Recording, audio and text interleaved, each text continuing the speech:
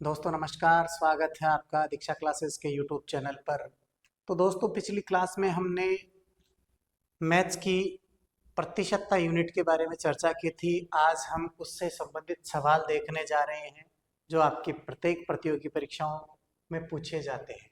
तो देखिए, ये प्रतिशतता यूनिट है और इसका पहला जो सवाल है 600 800 का कितना प्रतिशत है। तो हम मानते हैं कि 600 800 का x प्रतिशत है, ये हम मानते हैं। अब इसको कैसे करेंगे दोस्तों? 600 800 का x प्रतिशत माना, 600 बराबर 800 और का की जगह हमेशा बता रखा है का के किया जाए तो वहां क्या लगाना है? गुणा।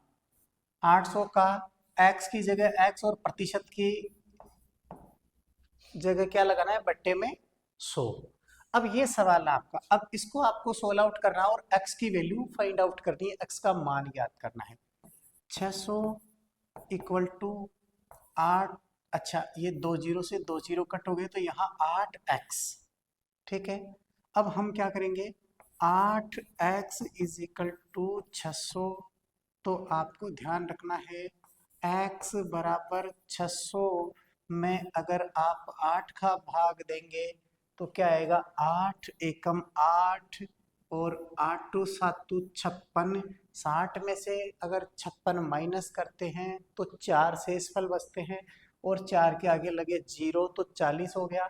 तो 8 एकम 8, 8 पंजे 40, तो ये 5 बार में कुल मिलाकर के x की वैल्यू आ गई 75। तो ये आ गया 75%। बोले तो 600 800 का 75% है। 600 800 का 75% है। आ रहा है? चलिए, ये आपका सवाल है। इसके आगे अगला जो सवाल लेकर के चलते हैं, देखिए अगला सवाल क्या कहता है। अगला सवाल ये है आपके सामने। यदि 25/2 का x प्रतिशत 150 है तो x का मान ज्ञात करो। इसका मतलब हो गया कि 25/2 का की जगह क्या लगाना है? गुणा का x प्रतिशत, तो x बटा 100 बराबर 150 हो, क्योंकि इसने खुद ने कहा है कि 25/2 का की जगह गुणा लग दिया, x प्रतिशत x बटे 100 बराबर 150 हो, तो x का मान ज्ञात करना है। तो ऐसे सवालों को करने के लिए आपको क्या करना पड़ेगा?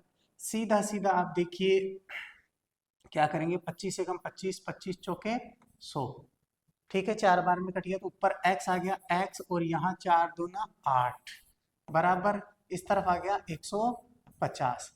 अब ऐसे सवालों को करने के लिए हम क्या करते हैं? वज्र गुणा कर देते हैं। तो ये बट्टे में 1 लगा दिया और यहाँ क्या किया हमने? वज्र गुणा करने पर, वज्र गुणा करने पर। अब देखिए दोस्तों, वज्र गुणा का मतलब क्या है? ये x मतलब क्रॉस मल्टीप्लिकेशन। वज्र गुणा का तात्पर्य क्या होता है? क्रॉस में गुणा करना है, इस एक को इससे गुणा करना है तो x, और इस तरफ 15 × 120, बोले तो एक जीरो लग गई 1200, x का मान आ गया 1200। तो दोस्तों ध्यान रखना है कि यदि 25/2 का x प्रतिशत 150 हो तो x का मान कितना है? तो यहाँ x का मान आ गया 1200, जो हमने इस प्रकार निकाला, ठीक है। आप डायरेक्ट भी कर सकते थे, यहाँ काटने की आवश्यकता भी नहीं थी, और डायरेक्ट आप 25x/200 करके इस तरफ मल्टीप्लाई कर देते और बाद में 25 का भाग देना पड़ता आपको, तो भी आंसर यही आता।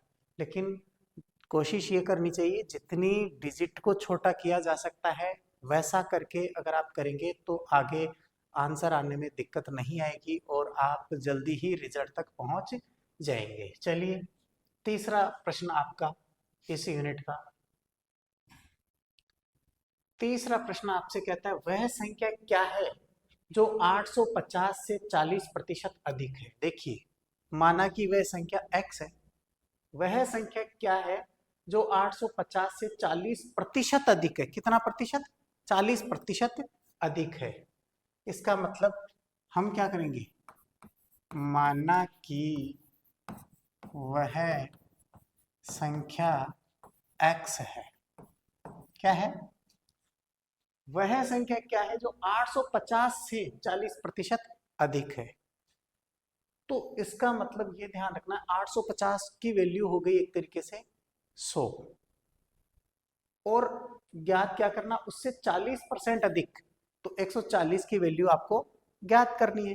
तो यहां सीधा सीधा निकाल सकते हैं अपन, 850 की वैल्यू मान के चलते हैं 100, 850 की वैल्यू मान के चलते हैं हम 100, और अब पूछा क्या है कि 40% अधिक है वो ज्ञात करना है, तो इंटू 40, मतलब 100 से 40 ज्यादा तो 140, 100 प्लस 40 140, इसको आपको सोल्व आउट करना है। एक जीरो से एक जीरो गया, एक जीरो से एक जीरो गया।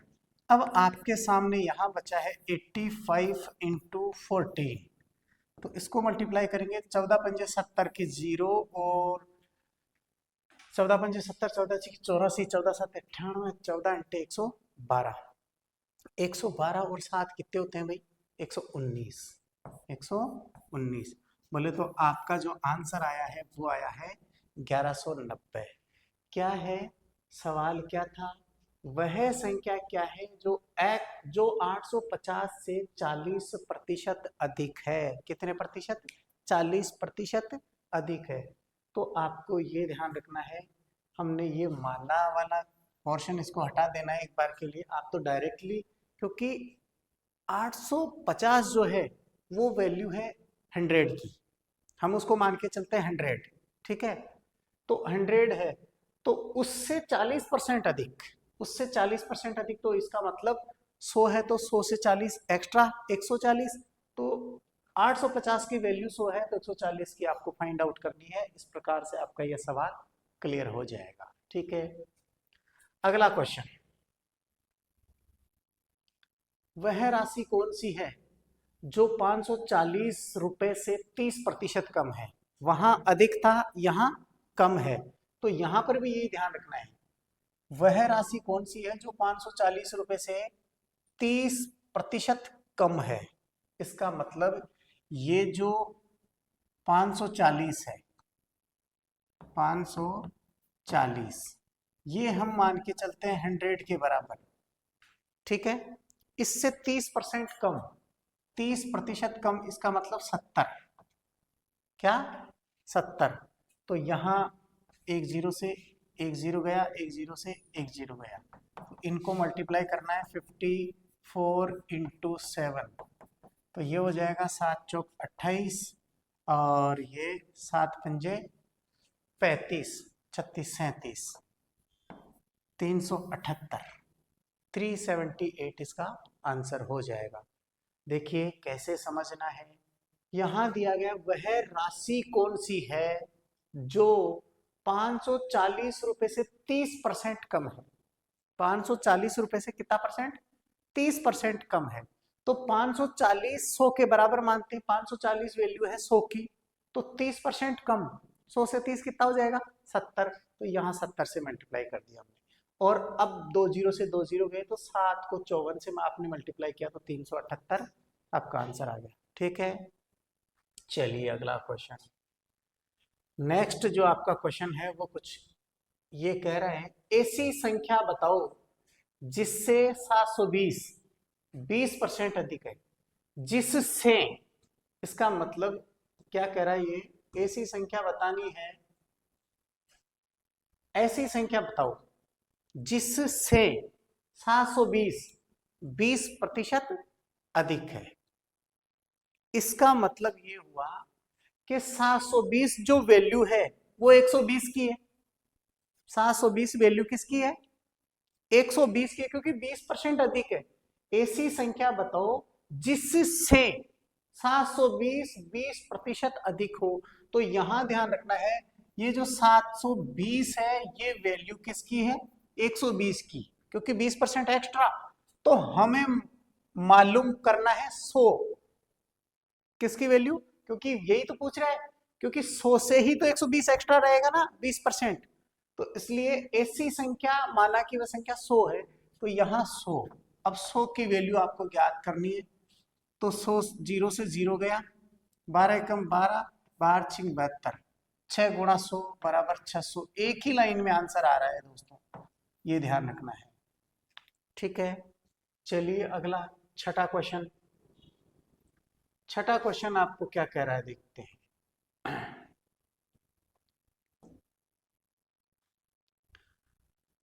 राम के पास 8,000 रुपए, राम के पास 8,000 रुपए थे। उसने कुल धन का 30% खर्च कर दिया। कुल धन का 30% क्या कर दिया? खर्च कर दिया। तो बताओ उसके पास अब कितना धन शेष बचा? अब देखिए यहां राम के पास कुल धन कितना था? कुल धन था, कितना था भाई?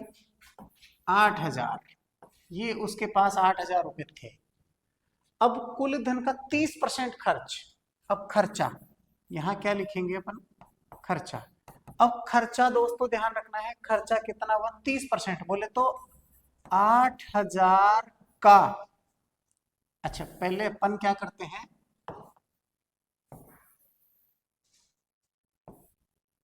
पहले हम देखते हैं कि खर्चा है 30%, ये 30%। अब आप बताइए कुल रकम 8,000 है, उसमें से 30% खर्चा हो गया तो बचत कितनी हो गई भी? शेष कितना रह गया? बचत है 70%। ठीक है, यही रहेगा। तो आपको यहाँ पूछा गया बताओ उसके पास अब कितना धन शेष बचा, तो ये बचत ही तो निकालनी है। इसका मतलब 8,000 का डायरेक्ट आप 70% निकाल दो तो आपका आंसर आ जाएगा। तो यहाँ आप लिख सकते हैं शेष राशि,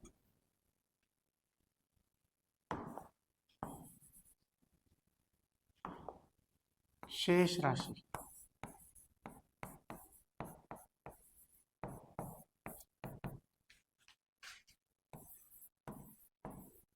8,000 का 70%, सॉरी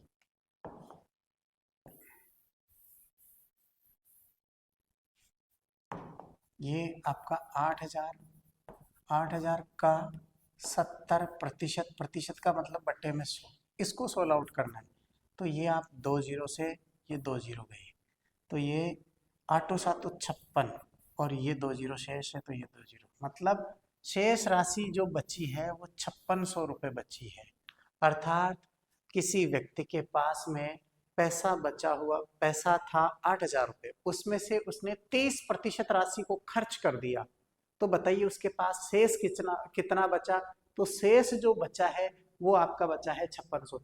अब आपसे कोई पूछे कि नहीं सर हमें तो खर्चा रुपयों में कितना हुआ ये बताइए, तो उसका भी तरीका है। उसको क्या करोगे, जितना खर्च हुआ ना 8,000 का 30% निकाल लो।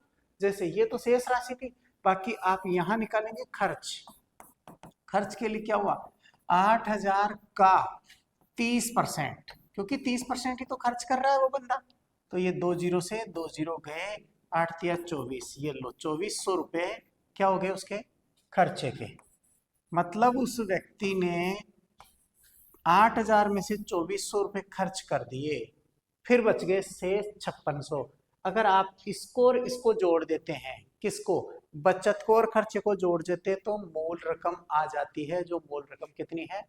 8,000 रुपये। ठीक है, चलिए नेक्स्ट क्वेश्चन की ओर बढ़ते हैं आगे। आज का 7वां सवाल देखिए, जब किसी संख्या का 40% 42 में जोड़ दिया जाता है तो वही संख्या प्राप्त होती है, तो वह संख्या क्या है? अब देखिए जब किसी संख्या का 40% 42 में जोड़ दिया जाता है तो वही संख्या प्राप्त होती है, तो वह संख्या क्या है? माना कि वह संख्या x है, माना कि वह संख्या x है। अब जब किसी संख्या का 40%, तो x का 40%, x का 40% जब किसी संख्या का 40% 42 में जोड़ दिया जाता है, प्लस 42, सही है। ये तो अलग मैटर हो गया, x का 40% प्लस 42 जोड़ दिया जाता है तो वही संख्या प्राप्त हो जाती है। तो वही संख्या कौन सी? x प्राप्त क्या हो जाती है? x। तो बताओ वह संख्या क्या है? तो यहाँ x की वैल्यू आपको फाइंड आउट करनी है। अब यहाँ देखिए x इंटू 40/100 प्लस 42 बराबर x। ठीक है। इसको अगर आप काटना चाहो तो यहाँ 0 से 0 गया, यहाँ 2 एक 2 दूनी 4 2 पंजे 10, तो यहाँ हो जाएगा आपके पास में 2/5 x प्लस 42 बराबर x। ठीक है। अब x की वैल्यू इसको इधर ले, या इस x की वैल्यू को उधर ले जाओ, इधर 42 रहने दो, तो ये 42 is equal to x minus 2/5 x, और अब इसके बटे में एक x लग जाएगा, एक लगा सकते हैं अपन। ठीक है। अब यहाँ 42 इक्वल टू, अब इसका एलसीएम लेकर के आपको सोल्व आउट करना है, तो एलसीएम आ गया 5, तो 5x, क्योंकि एक का पहाड़ा 5 बार बोला तो 5x माइनस यहाँ 5 एकम एक बार में, तो एक को 2 से गुणा किया तो यहाँ 2x। ठीक है। अब आप सोचिए 42 बराबर 5 में से 2 गए तो 3x/5। अब यहाँ जो वैल्यू आ रही है इसको फिर से हम क्या करेंगे, वज्र गुणा कर रहे हैं, या फिर इसको यहाँ क्रॉस मल्टीप्लिकेशन यहाँ लिख सकता हूँ मैं, वज्र गुणा करने पर, वज्र गुणा करने पर।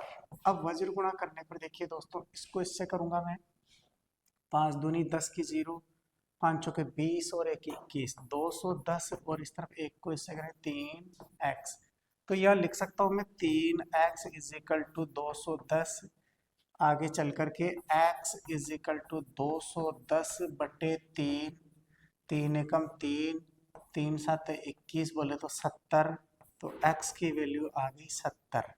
मतलब क्या है, पूछा क्या था हमसे, हमसे पूछा गया था कि जब किसी संख्या का 40% 42 में जोड़ दिया जाता है तो वही संख्या प्राप्त होती है, तो वह संख्या ज्ञात करो। तो हमने माना कि वह संख्या x है, x का 40% जोड़ दिया 42 में, तो मान वही आता है x, तो x का की जगह गुणा 40/100 प्लस ये क्या है यहाँ पर 42 बराबर x। अब इसको हमने सोल्व आउट किया तो यहाँ 2/5x plus 42 is equal to x। इस वैल्यू को हमने उस तरफ पक्षांतरित किया, पक्षांतरण बोलते हैं यहाँ, पक्षांतरण करने पर, पक्षांतरण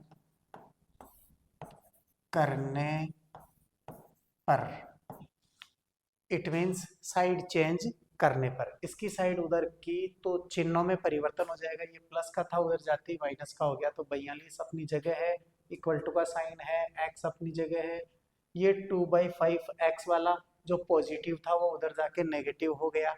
ठीक है। इसी प्रकार इसका हमने एलसीएम लिया तो 5 आ गया, फिर 1 की टेबल 5 बार बोली तो 5 को x से 5x हो गया, 5 की टेबल 1 बार बोली तो 5 आ गया, तो 5 को हमने वो 1 को 2 से मल्टीप्लाई 2x आ गया, इसमें से इसको माइनस किया तो 3x/5, इधर 42 आपके चल रहा है, यहाँ वज्र गुणा कर दिया बोले तो क्रॉस मल्टीप्लिकेशन जैसे ही किया ये पोजीशन आपके पास आती है, इसको आप सोल्व आउट करते हैं और आपका आंसर आ जाता है 70। ठीक है। बहुत आज के लिए इतना ही। ठीक है दोस्तों, आपको अगर समझ में नहीं आ रहा है तो बार बार देखिए, नहीं तो आप ऑफलाइन क्लास में आकर के भी मेरे से पूछ सकते हैं। ठीक है दोस्तों।